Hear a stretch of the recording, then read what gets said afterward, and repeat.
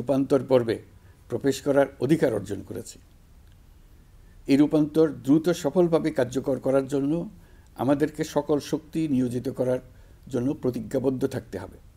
পেছনে ফেরার কোনো সুযোগ আমাদের নেই। আমাদের এই কাঙ্ক্ষিত রূপান্তরের লক্ষ্য হবে সকল ধরনের বৈষম্য অবসানের রাজনৈতিক আয়োজন নিশ্চিত করা, এদেশে গণতান্ত্রিক ও নাগরিক সমতাভিত্তিক একটি রাষ্ট্র ব্যবস্থা প্রতিষ্ঠা করা। ন্যায়ভিত্তিক সমাজ নির্মাণ ছাড়া জুলাইয়ের শহীদদের আত্মদান অর্থবহ হতে পারে না। ফেসিবাদ বাংলাদেশকে আদর্শভিত্তিক সকল রকমের লক্ষ্য থেকে বিচ্যুত করে গভীর অন্ধকারের দিকে আমাদেরকে নিয়ে গিয়েছিল। আমরা আবার প্রিয় বাংলাদেশকে সাম্য, মানবিক মর্যাদা ও ন্যায় বিচারের পথে ফেরাবার লক্ষ্যে কাজ করছি। ফোরাম ফর বাংলাদেশ স্টাডিজের পক্ষ থেকে আপনাদের এই জাতীয় সংলাপ আমাদেরকে আমাদের নতুন কক্ষপথ রচনা এবং তার যথাযথ স্থাপনে বিশেষভাবে সাহায্য করবে। সংস্কার বিষয়ে আমাদের মধ্যে ঐকমত্য প্রয়োজন, এর কোনো বিকল্প নাই।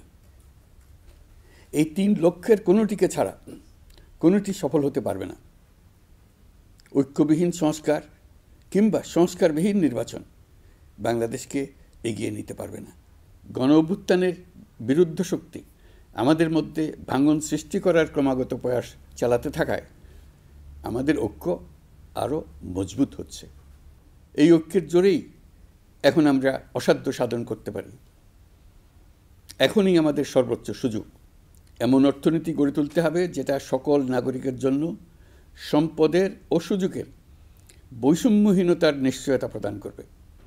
যত নিম্ন আয়ের পরিবারেই জন্মগ্রহণ করুক না কেন, প্রতিটি নাগরিকের, তিনি নারী হোক আর পুরুষই হোক, তিনি যেন বিনা বাধায় তো বটেই, বরং রাষ্ট্রের আয়োজনে তার সৃজনশীলতা প্রকাশ করে যে কোনো পর্যায়ের উদ্যোক্তা হতে পারেন, অথবা তিনি যে কোনো ধরনের কর্মজীবন চান তাই বেছে নিতে পারবেন।